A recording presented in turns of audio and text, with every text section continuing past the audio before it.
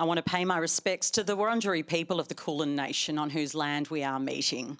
10 years since the NDIS was established, what does its future hold? And more misconduct claims at Parliament House. So how far have we really come? On the panel, the Minister for the National Disability Insurance Scheme and Government Services, Bill Shorten. Independent member for Kooyong, Monique, who is the Director of Neurology at Melbourne's Royal Children's Hospital before entering politics. Disability advocate Sam Connor, who sits on the board of the Autism Self-Advocacy Network. Award-winning comedian, cabaret singer and writer Reuben Kaye, who is currently touring his live show around the country. And leader of the National Party in the Senate, Bridget McKenzie, who is Shadow Minister for Infrastructure, Transport and Regional Development. Also tonight, why drag queens reading to kids is stirring heated debate.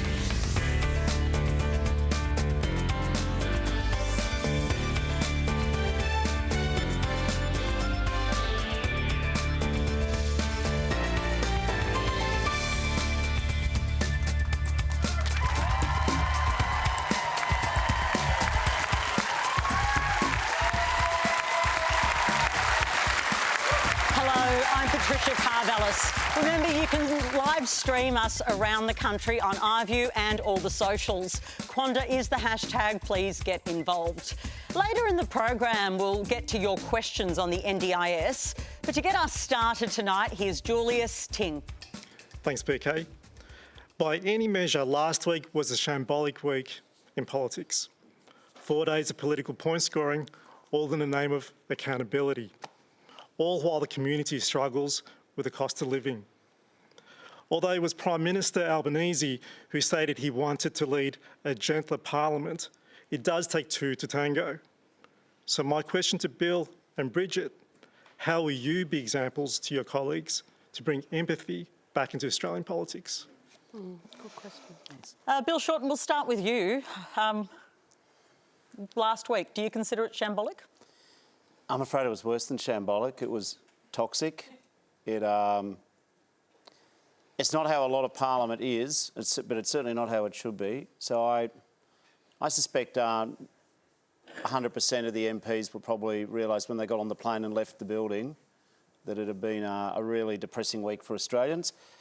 There's a lot of good work going on, but a week like that and some of the actions overshadowed, I think, a lot of what a lot of us are trying to do every day, which is make Australia a better place and help Australians. Bridget, there are a lot of really serious issues going on. Families are really struggling. Why did the Coalition choose to pursue this line of questioning and focus on these issues last week?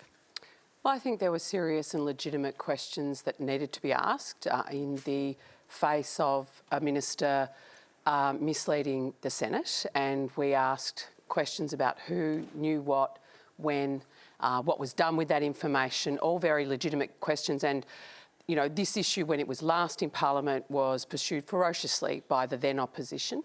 And I think we were very careful, as we could be, with our tone, but to also ask legitimate questions of the government and their ministers, not just around who knew what when, but also around the swiftness of the compensation payment, why some evidence in that process was explicitly excluded, and the substantial nature of it. All legitimate questions, and I think it was the right thing to do. OK, but did it blow up in your face?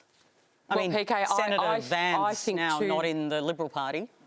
No, he's not, nor should he be. Yeah, but right? shouldn't so he have I think that's a good outcome. Pursued 2 years ago when this first came up, when his office was moved by Scott Morrison at that point? Was that the right call? What's your view on what should have happened at that point? Well, I think if you listen to Senator Thorpe's explanation in the chamber, it was resolved to her satisfaction at the time. And I think with all manner of sexual harassment, sexual assault claims like this, it has to be resolved, in this case, to the woman's satisfaction. Now, sometimes that means women can choose to say nothing. Women can choose to take action and have it resolved between the two parties, and other women choose to take particularly serious incidents to court, as they should be encouraged and supported to do. And so at the end of the day, it is, did the woman affected feel that it was resolved to her satisfaction, and Senator Thorpe agreed that at that time it was. But like these topics, and it happened the last time, that when the shoe was on the other foot, that staff, men and women, but particularly women in this case, who had either gone through a similar experience themselves or friends, family, etc., had personal experience of this, felt very triggered in that moment. And I think Senator Van, standing in the Senate, speaking the way he was, completely had that, you know, Senator Thorpe had quite a visceral reaction to that. And obviously you've seen how that played out. It was referred to the President. And obviously then when Amanda Stoker raised her issues, then obviously Peter Dutton took swift and decisive action. And, you know, there was a hooray throughout many offices as a result of that swift action. Now, Monique, I know you're just a newer MP, but there's obviously been a huge reckoning in the Parliament about the treatment, particularly of women, but broader issues as well. Do you think the place has changed? Is there evidence of that? Well, it's hard for me to say that, Patricia, because obviously I'm relatively new to the House, as you say. I've only been there for 12 months.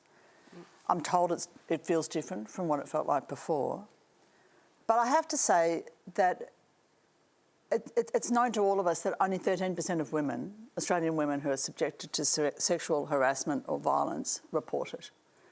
And the politicisation of this matter in the House last week would be an active deterrent to anyone who is considering disclosing that sort of experience in Australia. And I thought it was...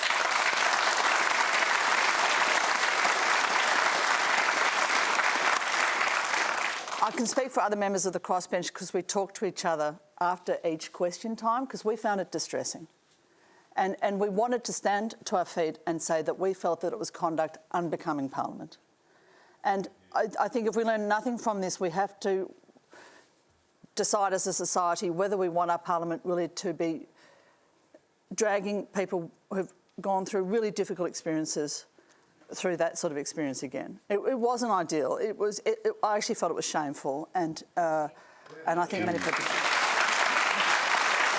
Now, Sam and Reuben, you're not parliamentarians, but you are no doubt consumers of what's going on in that place. How did you read it?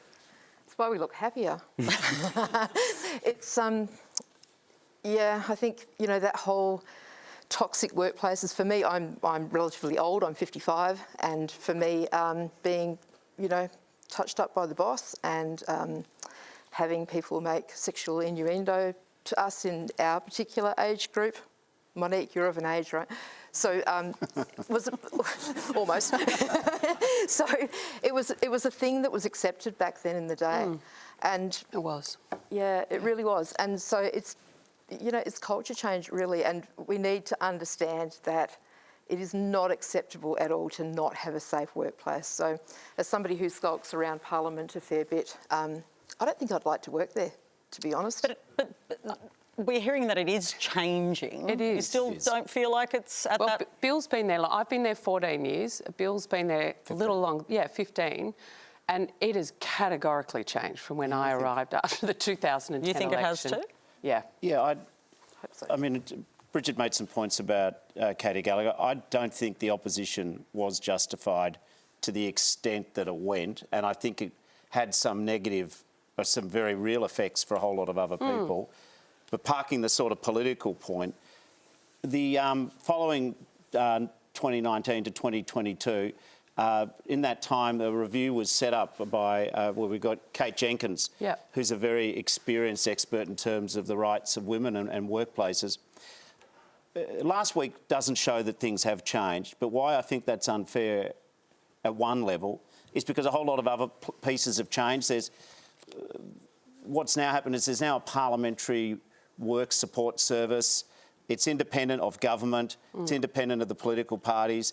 So that means that staff, including obviously women's staff, have got somewhere independent in charge of human resource management. Like, I know it sounds a little weird, but that never used to happen. No, it was... Parliament was well behind, politics was well behind even other parts of the Australian sector. So there is some change. If I can bring you back to the central question, which was how will you change it to bring more empathy?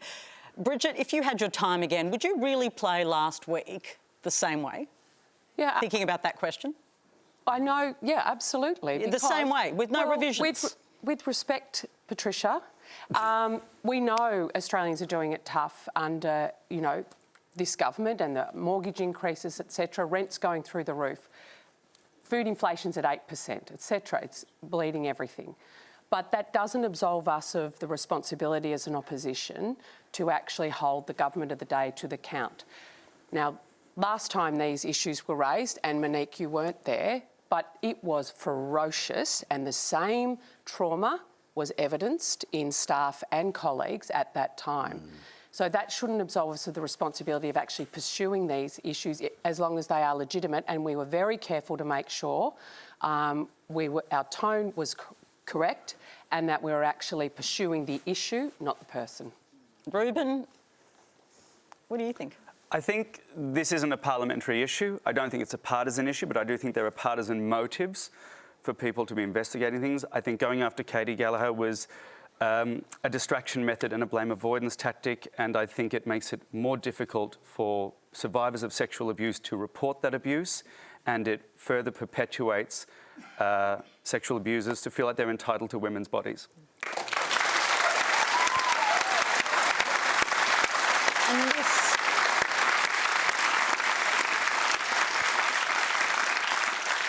And this gets us to the topic of our online poll. We're asking you, should politicians who quit their political parties be required to resign from Parliament? You can cast your votes anonymously on the Q&A Facebook, Twitter and YouTube accounts, or the ABC News Instagram account. We'll bring you the results later.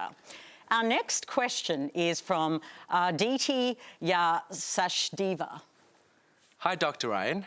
In light of your recent workplace dispute settlement, where your former Chief of Staff alleged unreasonable working hours that were frankly un-Australian-like, how does the reality of a political career differ from what you initially imagined? And what steps do you believe should be taken to address unsustainable workplace cultures, not only in the Parliament, but across all sectors?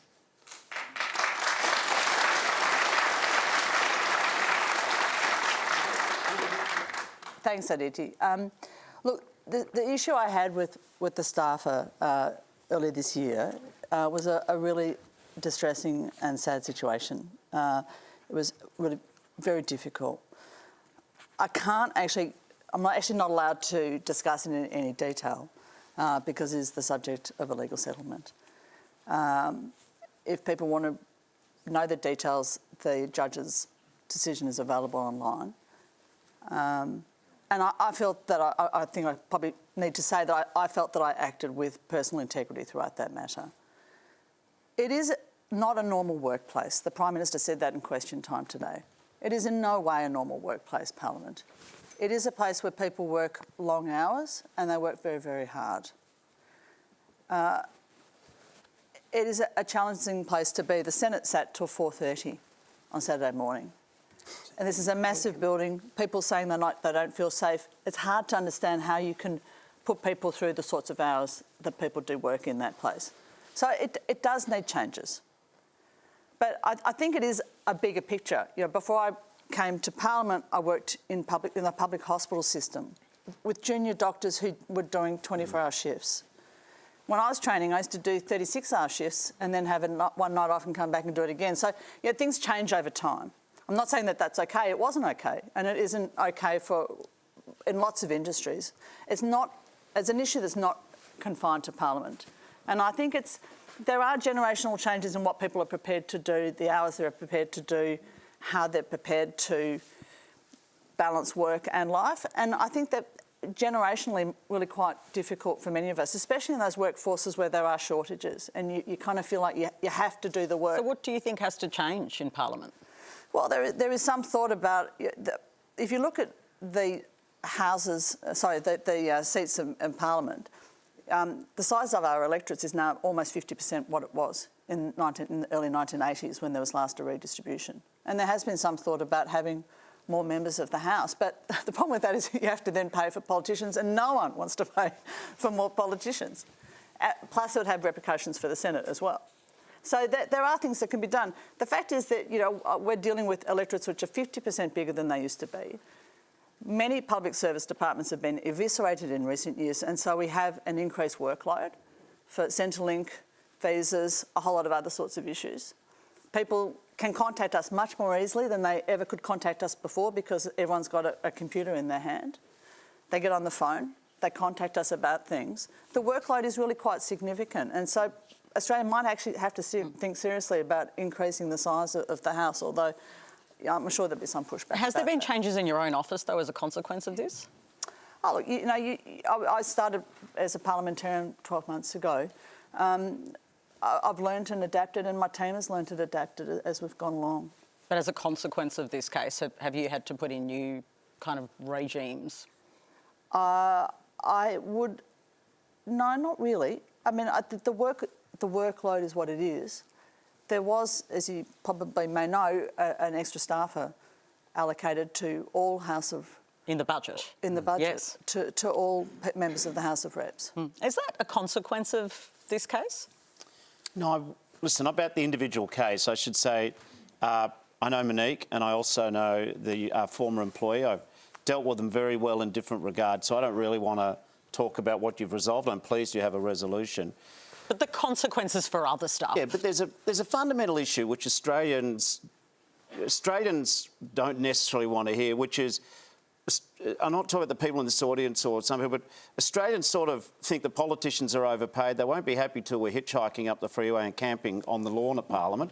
And I understand that at one level, but at the other side of it, let's just tell it straight. In my own office, since I become NDIS Minister, this isn't through my portfolio, but I've had 21,000 matters come to us. Like, you don't want to burn your staff out. And also, when you're an electorate officer, no one ever goes to see your politician when you're happy, let's be really honest. And so it can be quite emotionally draining for your staff. They've got to put up with everyone who's unhappy with everything, and then you've got to answer for state governments, local council. So, yes, I'm pleased there's an extra resource. I get that it's a privilege to serve in Parliament and it's a privilege to work in politics. I'd encourage you, you know, if you're in Year 12 or whatever, politics is still worth getting involved in. But one of the things that we haven't done very well in the past is set up the sort of expectation management of employers, employees. We've sort of assumed because it's politics, everything sorts itself out in some sort of freewheeling way. And what we do need to do and become better at is the professional treatment of all staff, put out the expectations and just be straighter with people about what we can and can't do. Aditya, I want to bring you back in. Is what you're hearing here a really strong incentive for you to go and work in Parliament House in Canberra? Yeah, of course. You're banging down the door. Good on you. He Okay. should be. He should be. Yeah. It's amazing, as Bill the said, world it's a can change. huge privilege to serve your country, serve your community. We all love our country. We want our nation to be safer, stronger, more prosperous going forward, more sustainable. And we've just got different ways of making that happen. Yeah. It is a wonderful job. Yeah. Yeah, just coming back to what was alluded to. Now, obviously this toxic workplace culture shouldn't be normalised in any industry. And sort of what Dr. Ryan sort of mentioned, this isn't just a problem in Parliament. Right. This is a problem that exists in all sectors, especially in hospitals. How should we address it across all sectors? Yeah, really good question. Bridget? Well, I think each different industry has different demands. I'm a National Party senator and, you know, if I go out into rural and regional communities, often people are getting up in the wee hours of the morning to milk a herd of cattle so that we can have fresh milk on our tables every morning, etc. So I think how people work and the effort they need to put in to derive results is often a result of the industry they work in and also their own personal work ethic. I mean, I grew up in a small business family. We had 5 family holidays in 20 years because Dad would never take time off. And that's just the reality for a whole lot of Australians that we also have to recognise. Not everyone's an employee. A lot of people are. You know, it's mum, dad, the kids on a Saturday and maybe 1 or 2 others running a business, making sure they can pay the bills and keep a roof over their heads. So we need to have structures in place that are flexible enough to recognise that difference. And also, if people want to work hard, they should be able to be afforded that opportunity as well. Reuben, do you hear this and think? I just don't know what that sounds had to different? do with the question. Well, he was not. I just feel like we're not talking about mum and dad businesses. We're not talking about small businesses. We're talking about large businesses with huge pressures on them, time constraints and under-resourced. That is going to absolutely breed a toxic workplace. And that's true in all sectors. So what are you going to do about it? Because that's the question, Brief right? comment from Is you, that the Bill question? Shorten. Yeah. All right, Yeah. but Well, Bill's in government. yeah. He is. It's the joys. Thank Go goodness. on, go on, shift the blame. Well, All right, but she's actually right. Yeah, he is she in is, Boo. government. Thank you. Yeah. yeah, okay. Two quick things. The first thing I'd say is we ask, and I'm going to talk about the public sector, but it's not just public sector, okay? I get that, but in the public sector, we've seen them hollowed out, jobs taken, contracting out. So if we want to have great healthcare, if we want to have great NDIS, if we want to have great support, then we have to bring more people back in so that there's more people to help do the job. But the other thing I'm going to say, which will no doubt be the source of questions in the Senate from the Coalition, one tip I can give you when you go into a workplace, join a union, because that way if you're doing it hard, you can at least ask someone. Well, Bill Shorten, I just got former Bill Shorten union leader vibes there. No, it's just... It was Thought I was talking to you back in your AWU days. It was Franklin Roosevelt, arguably America's greatest president, who said that if he worked in a factory, he would join a union. That's Okay. all. All right. That doesn't make us communists. No. Plenty to get to tonight. I'd like to bring in Jeffrey Rain. Thanks, PK. My question is to Reuben. Drag has been an intrinsic part of our entertainment and culture forever. Iconic characters have made us laugh, made us cry, and I suspect all of our panellists enjoyed iconic characters like Dame Edna, Mrs. Doubtfire, and the movie Priscilla, Queen of the Desert. Now all of a sudden it has become a dirty word, something to be feared. Why is this happening now? And are you and the drag community fearful for the future and for your own safety?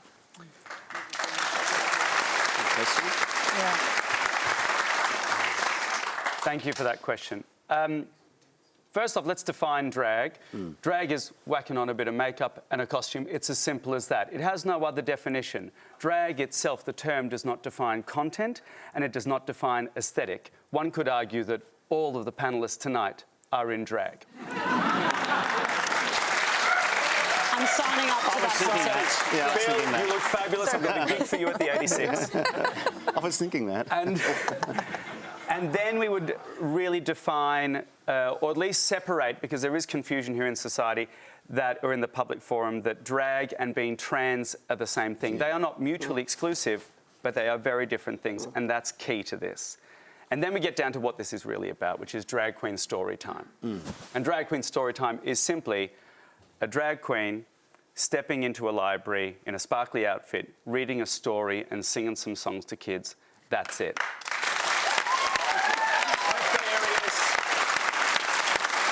Because drag can span art forms as long as you like. It can be an adults-only club performance. It can be something as simple as this. And it's necessary because Drag Queen Storytime does something important. It opens kids' eyes to a world that is diverse and reflective of reality. And then it offers queer kids an opportunity to see themselves. And if queer kids don't see themselves represented in this world, how can they envision a future with them in it? 48.1% of trans and gender diverse kids attempt suicide in their life. So when people say, oh, we care about the children, they don't care about that statistic. They don't care that 16% of kids live in poverty in this country. They don't care that 1 in 4 children in this country is on the brink of illiteracy. Drag Queen Storytime has been going on in libraries for 10 years before this because of public demand. And we've seen this sort of rhetoric, oh, we care about the kids, they're coming for the kids before. We saw it in safe schools, we saw it in marriage equality, we saw it just recently now with Rishi Sunak even mocking trans people to his party in a video that's been leaked online. And we're seeing it now with Drag Queen Storytime. And all this does is send a message to queer kids that their lives are not as important as the points we score debating them in open forums. Sam, I want to bring you in. I take the points made by Reuben that this has existed for some time, but it's now become this lightning rod issue, this divisive issue. We're seeing protests, we're seeing workers not feeling safe to put these things on. What's happened? I think it's this weaponising of difference, you know, of the idea of diversity has become a dirty word. And I mean, for me, I find it really offensive as somebody who, I'm a member of the queer community, I'm a lesbian. I find it wildly offensive that I'm also a survivor of childhood sexual abuse, and people are using words like groomer, you know, to describe people who are reading stories to children in libraries. You know, I spent 25 years being a youth leader in a country town, and one of the people that I worked with ended up in jail for 16 years. The person who helped me catch that person was my support worker, who happened to be a drag queen on the side. Also had a, you know... They don't get paid enough. When qualification in child protection as well. Multitasking. Absolutely. And so the idea that that you can just say that somebody is a criminal because of who they love or because of the way they dress, or, you know, this is what we've done forever, right? We've looked at people who are different and we've said you're wrong and you're bad and you deserve not to have the same rights as other people. And, you know, that's what I see is at the bottom of all of this. Yeah. Oh, I'd like to bring you in, Bridget. You've no doubt watched this. It's happened across the country, particularly New South Wales and Victoria, where there have been some cancellations. Do you support these drag time story times? Well, you know, I've, as an adult, attended my share of drag shows. I'm probably not the adult-only stuff, but just to be clear. Yeah. Anyway, a lot of fun, right? In the main, but for me, this is about parental choice, right? Parents, if society is actually choosing to have open access drag queen reading at local libraries, then you as a parent, the same as you have to decide when you're going to do sex ed with your children, when you're actually going to let them get a phone, what they're going to watch on TV, it is your decision and your right as a parent to decide this is something I want my child to be involved in, or it is something that I don't want my child to be involved in. And that is what should be a respectful democracy should look like. Neither side of this debate should be penalised. It's a parent's right and responsibility to really ensure that the movies their kids are watching, the books they're reading, sit with... so how does it sit with you that they're being cancelled? That parent's value system. Because they're actually being cancelled. This isn't actually about a parent's choice. What's happening is mobs are assembling outside libraries. Librarians are getting death threats, and libraries and local councils are having to add security because people are trying to use this as a lightning rod issue, and they're using children as a shield for their bigotry. Parental choice is actually not actually for the debate. Reuben, at all. No, that's what I really... as a method to solve anything. I mean, if I did, I'd be living in a different country. And I think probably only one political party. But yet there have been these protests, Bill Shorten, that have actually led to the cancellation of the events. Because I take your point. It's a parent's choice whether you take your kid or not. This isn't about free speech or the right to protest, because that's fine. These aren't protesters. These are aggressors. These aren't freedom of speech. This is... As an example, I was doing my show in Sydney, and as I was doing my show, down Enmore Road came 50 men charging, chanting the Lord's Prayer, waving crucifixes with a sign saying, "Reuben, come to us, we want to forgive you." That is not peaceful, I know. That is not peaceful protest. That is a lynch mob. Okay. We've seen Nazis on the steps of Parliament twice. Now, that is twice too many. What message are we sending, not just to kids, but to the rest of the world as to what Australia is now? Bill Shorten? Oh, listen, I don't think it's a matter of parental choice. If a parent doesn't want to send their kid to the library, they don't have to. It's not compulsory. But how did we... I love Melbourne. I love Victoria. I've lived here my whole life. I think it's great that we can get kids to go to the library. So, you know, at some point, someone should thank some of the drag performers for getting kids to the library and make it more interesting to read books. But in my own council, Moonee Valley, some of these intolerant, you know, people who somehow feel threatened by a drag queen, so made nervous by a drag queen, a whole mob of them had to turn up in a group because they couldn't talk to them one-on-one, they were scared. I don't want those cowards in my community. This is not freedom of speech, it's American culture wars, and we should just say to the people doing it, you're not welcome. There's enough people in this country who are middle of the road. We are sick of intolerant shouters, and we should just say no. If a kid wants to go to the library and have a story read to them by a drag queen or a person in a koala suit or whatever, that's fine. Let's just do it.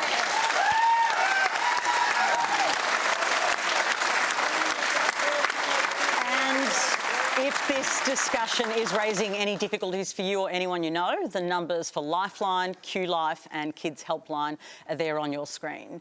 And if you're just joining us, you're watching Q&A live with Bill Shorten, Monique Ryan, Sam Connor, Reuben Kaye and Bridget McKenzie. Now to your questions on the NDIS. Here's Mark Toomey and his son Jeff. Bill Shorten, the Robodebt Royal Commission revealed the people at the heart of Robodebt were also involved in the core processes of the NDIS, including what you once called Robo-NDIS. You said that Robo-NDIS was leaving vulnerable Australians worse off. RoboNDIS.org is a network of more than 500 people who have been harmed by appalling decisions to minimise funding for people with serious permanent disabilities. You say that plans are no longer being prepared by algorithms. But bad plans are still being foisted on vulnerable people. This is not just a historical problem. We see new cases every day. I'm concerned about what could happen to vulnerable people like my son if this continues. What should happen next? Thank you. Mark, I follow what you put online, and so I do read it, and I know you've got a very clear view. But I want to just make 2 or 3 very brief points. First one is the Robodebt Royal Commission and Robodebt was a terrible breach of unlawful behaviour over 4.5 years. I helped organise the class action with very strong plaintiffs, Gordon Legal, and we, at the door of the court when we were finally going to call the ministers and senior public servants in, surprise, surprise, they settled. They paid $1.8 billion back to nearly 500,000 Australians who the government was unlawfully collecting social service debts using the basis that an algorithm had said you owe a debt. They didn't bother to find out from the person the circumstances. They just said your debt and they reversed onus. We've now got the Royal Commission. That's going to report in the week of up to July the 7th, and we're going to find out who knew what. Okay. So that's taking you to the question. Yeah, but I'm setting up. That was Robodebt done. The way we're doing NDIS now is not Robodebt. We are not using an algorithm. I know you have a different view, and I'm happy to keep talking to you about it.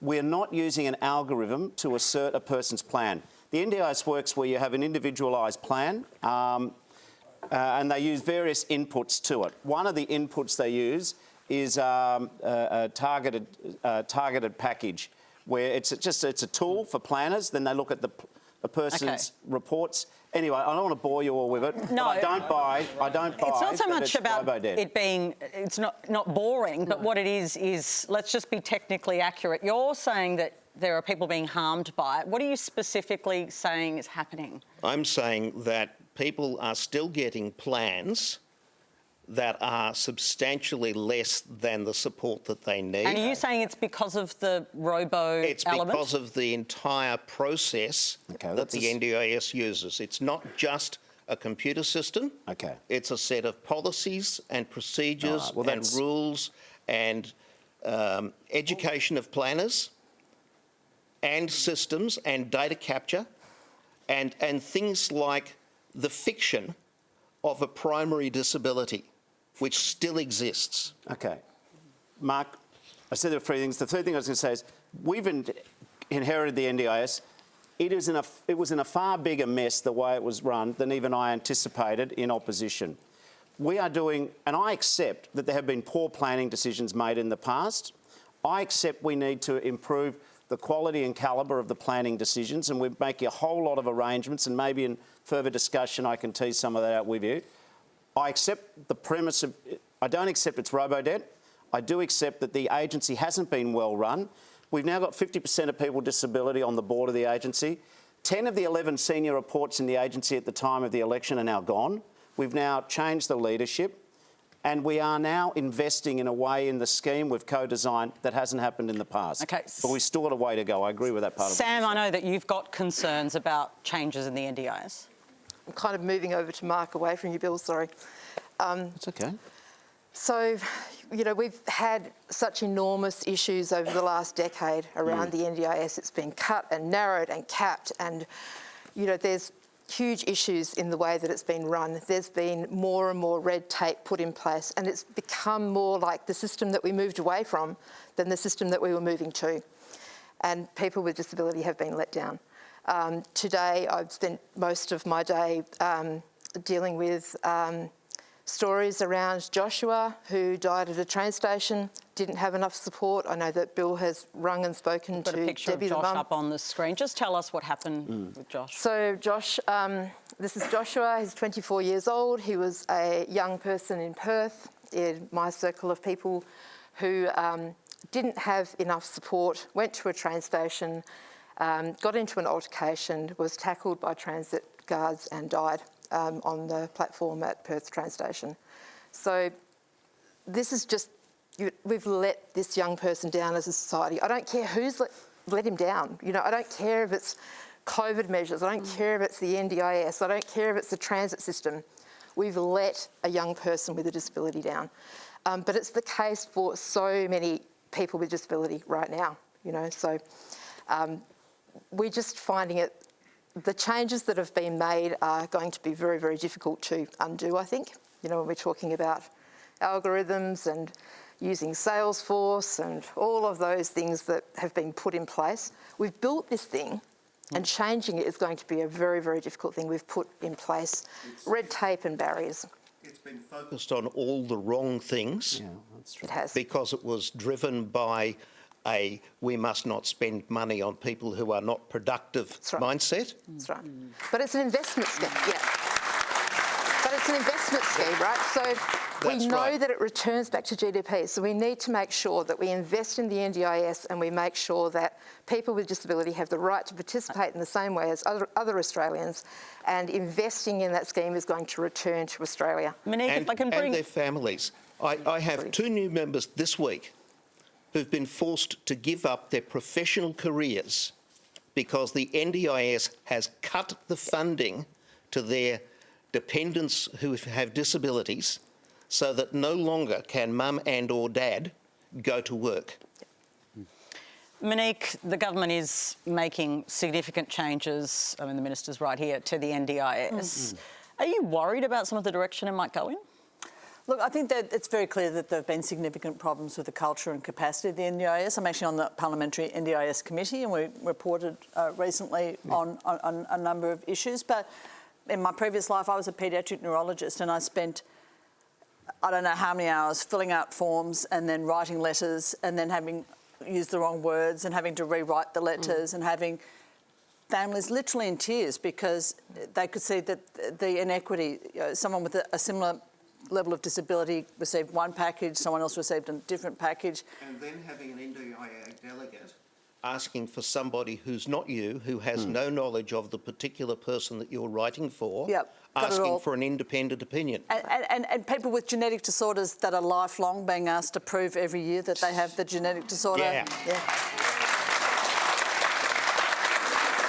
not hard to fix. People, you know, kids with degenerative neurological disorders and me having to justify why they need services when they're not actively improving. You know, there were things that were really, really difficult.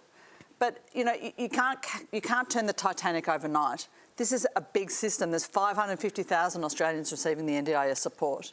And I do believe that the minister has a commitment to it. I've met the board of the NDIS. I think they have a commitment to it. It is so important to Australians. Yes. I had so many patients who would tell me that it changed their lives, that it was a wonderful, wonderful thing for them. And I think those of us who are on the committee and who are actively involved in the NDIS feel so passionately about it. And we do want to make it better. Okay. Well, but unfortunately it doesn't fucking work. Well. Yeah, that's right. Thank you. Let's keep this conversation going, and I'd like to bring in Cheryl Slade now. And Cheryl, before we actually get to your question, can you just share your own story with us? Yeah, of course. Thank you. So I'm Cheryl. I've got 2 lovely, gorgeous kids at home. I've finally gotten out for the day. Remember that. So I've got a 7-year-old. He's autistic and ADHD. He's PDA, and which is pathological demand avoidance, and he's ARFID, which is an eating disorder.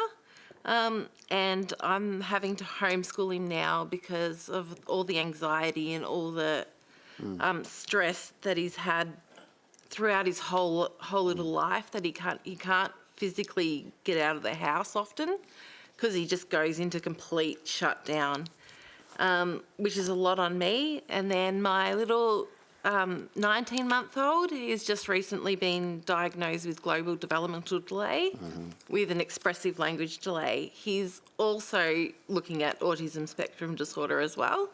But that brought us to my husband and I looking at how could we help these 2 young little boys live out their lives,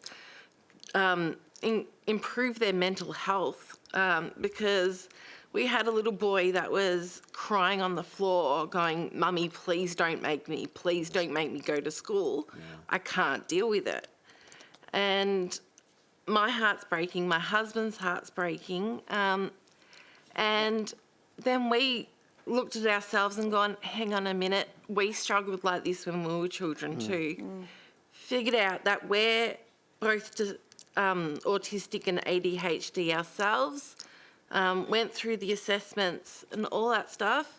We're in both in burnout. I've had to stop working to be able to help my boys 24/7.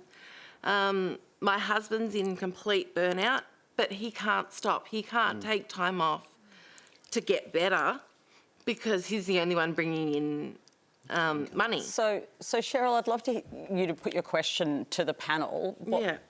So when we decided to apply for NDIS for ourselves, we were told that we were not disabled enough, as we were able to look after our family and our children, that we had a marriage and a job. So how is this fair on the parents and the children and the community at large? Sam, I'll start with you. Yeah,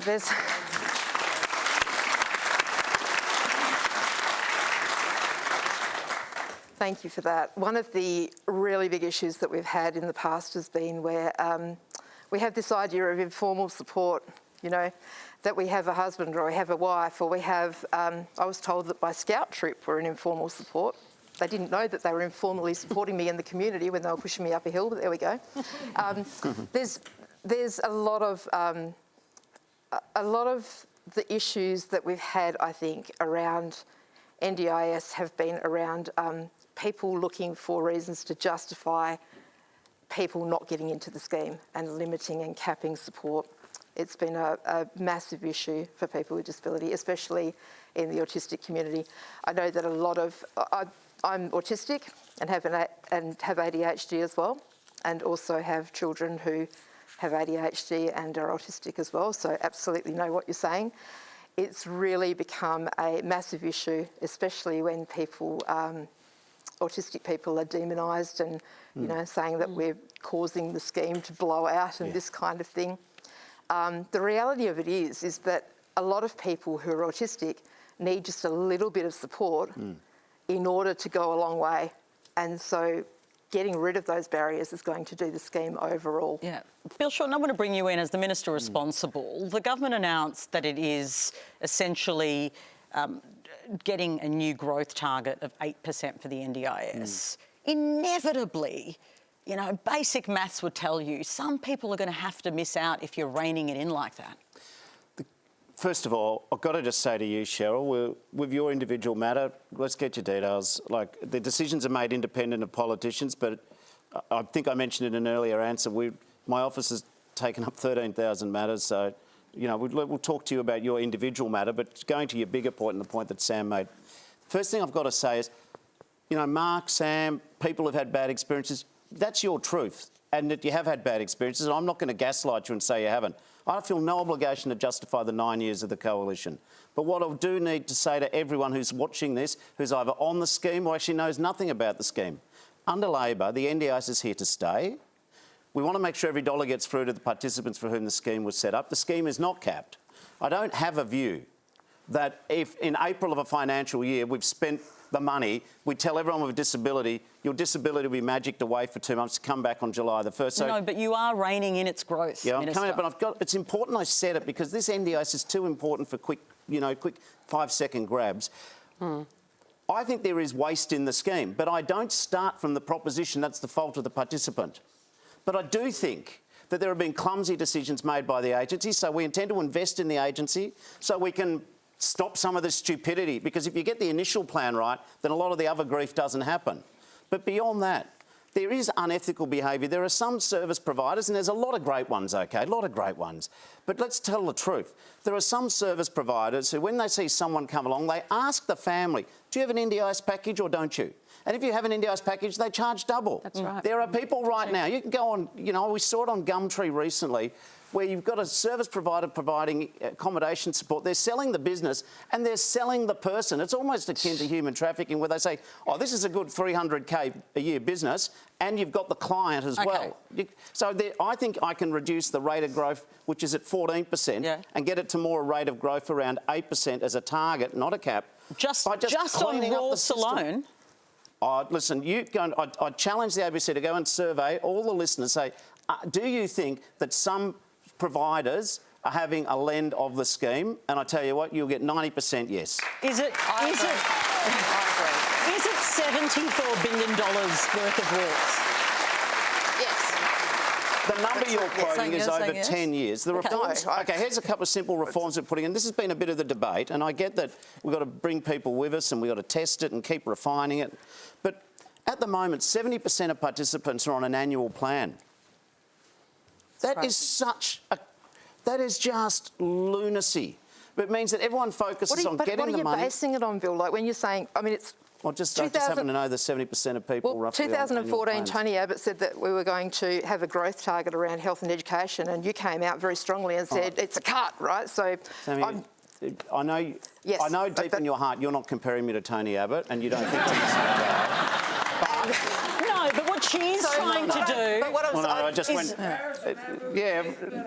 what she is trying to do is hold you to account about what you're going to do. So I just want to get a clear answer on this. Are you going to get it to an 8% growth target, which is a reduction in the spending, just dealing with Rawls alone? Well, there's 6 reforms, actually. One is better capability in the agency. Second one is stamping out unethical behaviour. Third one is to tackle price gouging. Fourth one is to get the states to step up. I know I'm meeting them on Friday. But they haven't made any commitment to that. I want to bring you in, Bridget, because you were in...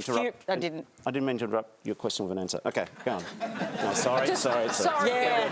I'll pay for that. If you're going to kill me on Radio National, I'm dead man walking. Set your clock to it, friends. Yep. Click. I'm in furious agreement with Bill around the provider piece. As someone that represents the regions, we were hearing these horrific stories of providers flying maybe from Melbourne up into, Mildura for that sake, visiting 3 different clients and charging each of them for the one airfare. Just incredible. So I think that's fantastic. I think Bill actually has the toughest job in government. This is a critical scheme for all Australians. We are all behind a successful and sustainable NDIS for our most vulnerable. And, he's got to make that happen with the budget pressures that he's got. And it's not going to be easy. The Prime Minister is relying on Bill Shorten to get this right. No pressure. No pressure, Bill Shorten. But the good news is I'm relying on Sam and everyone else to keep me honest. But so are all, disabled and vulnerable Australians and their families, that this scheme needs to be world-class for us all. It's changing lives. Yeah. OK, thank you so much, Cheryl, for sharing your story. Next, we'll hear from Becky Bauer. So, Reuben, first of all, it's great to see you here. And I just want to say, as a pastor, that I'm sorry for the hurt and hate that you've experienced, particularly from Christian community, particularly recently. You're a comedian. You tell jokes. I guess my question, though, is what impact do you believe your joke on the project did have? And do you believe that telling that joke by a straight person would have had the same result? Just before you answer that, I reckon context matters because, just before we get to You don't your want to answer... tell the joke again, do you? No. This isn't bulletproof. No, but I do, in all seriousness, I do think people may have missed it and not know what we're talking about, and I think people should have the right to know what we're talking about. Earlier in the year, you shared a joke on the project. It was very controversial. A lot of people were offended by it. And you said, I love Jesus. I love any man who can get nailed for 3 days straight and come back for more. That was the joke. There was more in the delivery, but yeah, it was... As an ABC presenter that would like to stay being employed, I did that with a very straight delivery, and I understand why people were offended. The question, though, right, obviously Christians were offended, and that's certainly their right to express that. But on the question of whether a straight person had made the joke, you would have gotten a different reaction. What's your thoughts on that? I know it's that joke has been told by straight people. Ricky Gervais devotes almost 90% of his routine to tearing down religion. Dave Chappelle does it. Large, big name, straight comics do this all the time. This isn't about the joke. This is about who was telling it. This is about a queer person. This is about a queer person not wanting to be the butt of the joke, but making the joke and having a voice. Not being the political football, but commenting on the game. And when that happens, they want us to become invisible.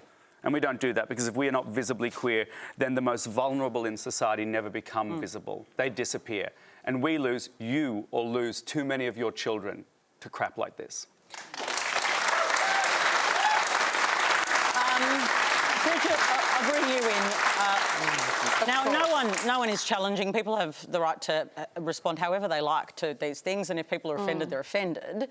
But there is a question, though, around freedom of speech, humour, the way that we express ourselves. Where is that line? Oh. I know. Just an easy one for you, Bridget. Let's go to section 18 SC. But, you know, I am a person of faith, and it wasn't just the Christian community that got offended. The Islamic community did as well. Although I guess Christians have been persecuted for over 2,000 years. Oh, give it a break. You're standing next to a Jewish homosexual and you're going to say Christians have been persecuted? Well, I'll let Bridget finish if that's okay. I'm sorry. Bridget? Thank you. So, you know, it comes with the territory at the end of the day. I think I would have been equally offended had anyone said that joke. So, and I'm only speaking for myself and my faith, but that's me. But would you have filled my DMs with death threats? Because that's what this particular question is sort of about. No, I've had death threats too. Absolutely. Everyone on this panel has had death threats into their... I feel left out. I've had no death threats. So... I think we could probably go toe-to-toe on negative social media intake. Let's go for it. But, yeah, you know, and I don't think anybody should get death threats for what they say, right? But I also think that we live in a pluralist society. We're one of our great strengths, one of the great multicultural countries in the world that has remained relatively peaceful around religious you know, antagonism. And so I wouldn't be going near those jokes. But I mean, you're a comedian, you're an artist, so you're going to do what you're going to do. But yeah, there's something to be said for the context that this joke existed in as well. And I deliberately said on the project that this joke is a direct response to me receiving hate from Christian people, from a very innocuous interview I did with children for Channel 4 in the UK that resulted in me being called a groomer and me having my DMs filled with "you have to accept Jesus' love, you'll burn in hell," all of the different tropes. Since the project, I can't even begin to count the amount of articles that have been written about me, calling me lewd, demanding for apologies. My phone has been confiscated and combed over by 3 different state police organisations. My parents have been instructed to not open anything that comes addressed to me. My addresses and their addresses are on priority response lists and have been scrubbed from the electoral roll, so they can't be found. As I said, in Sydney, there were mobs wanting to lynch me. So I think there are comedians telling far worse jokes who receive far less. I don't think this is about one joke. Thank you.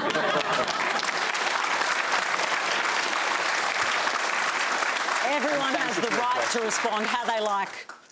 And we're going to leave it there. And we can bring you the results of our online poll now. We asked you, should politicians who quit their political parties be required to resign from Parliament? More than 8,000 of you responded. Here's the results compiled from our social channels. Yes, 59%. No, 31%, which is interesting. Unsure, 10%. And to finish tonight's discussion, here's Alison Davies. A clause in the ABC Charter states that one of the functions of the corporation is to encourage and promote the musical, dramatic and performing arts in Australia. Do members of the panel think that as a consequence of the 120 redundancies being made within the organisation, it remains possible the ABC can achieve this goal? Okay. That's a question about the ABC announcement this week, the restructure. It focuses on art, so I'll give you the first go on this, Reuben. I think the arts is changing very quickly, and art is now being made in several different streams alongside the pre-existing streams of theatre, visual arts, TV. But slicing down the ABC, or perhaps we might even call it a reform, which is just another word for a cut, means that we're trying to cover an ever-expanding waterfront with much, much less resources.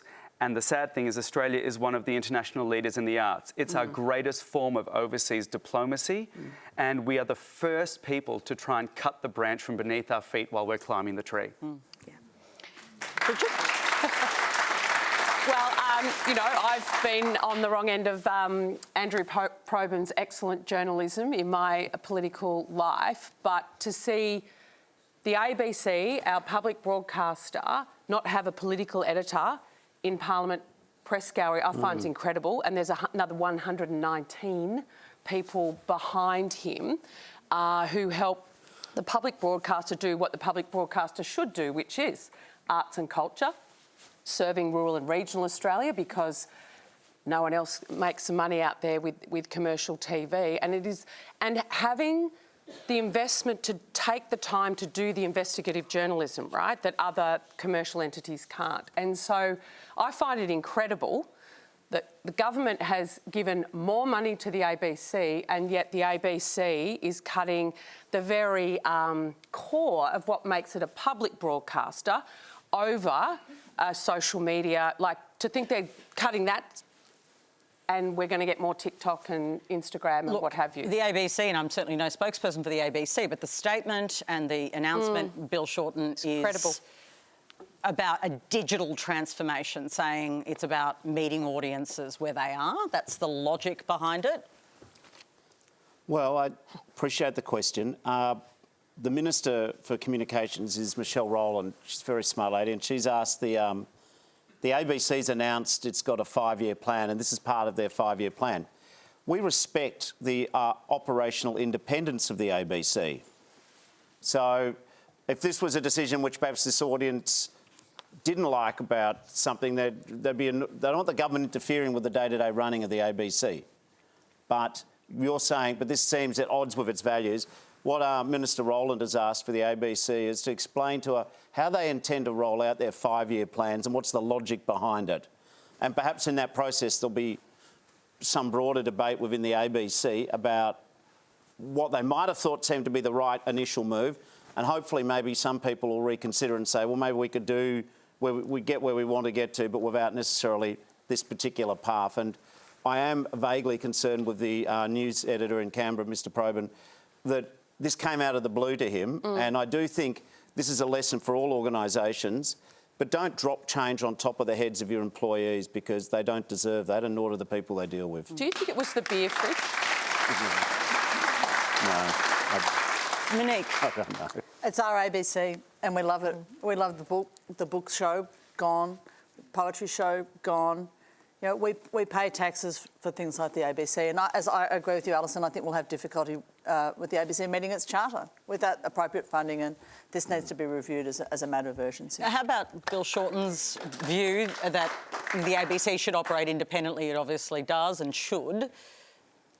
Politicians can have a view, of course, but where is that line? Well, you know, the funding from the ABC has been cut for over a period of time, and the increased funding that was put into the last budget only just got us back to sort of where it was 4 or 5 years ago. I suspect there just isn't enough funding there, and I think More money, Bill? Yeah. More money, Bill. Well, I like your newfound socialism. Anyway, there we go.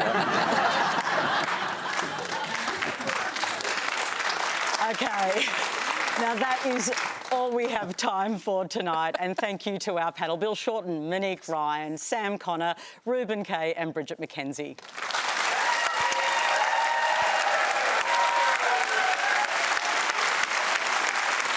Thank you for sharing your stories and questions. And Q&A is taking a break for a few weeks. We'll be back on Monday, July the 24th. Until then, good night.